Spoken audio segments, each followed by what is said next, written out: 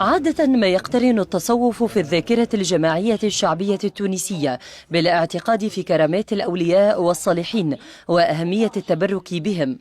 وعرفت الممارسات الصوفية اليوم بالبلاد التونسية تطورا وكذلك انحرافات، سيما وأن عدد مقامات الأولياء تعد اليوم بالآلاف، جلها ينشط بعيدا عن كل رقابة إدارية وعلمية.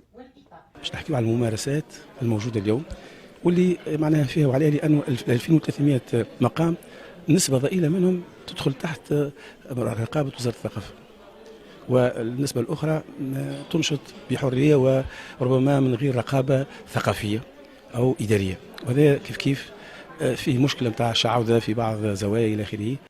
هي مبادرة ثقافية تسعى إلى ترسيخ فكر معتدل لدى الشباب حتى ينشأ على أساس تربوي متوازن ويكتسب قيما تشجع على العمل والاجتهاد. نحن نشجع الناشئ على معرفة التصوف، لأن من عرف التصوف عرف ربه، عرف إلهه. التصوف بالدرجة الأولى هي التربية، فيكون المريد الطفل الشاب الطالب متشبث بأخلاق الصوفية التي لا تبحث إلا على السلامة وعلى التذوق وعلى العمل.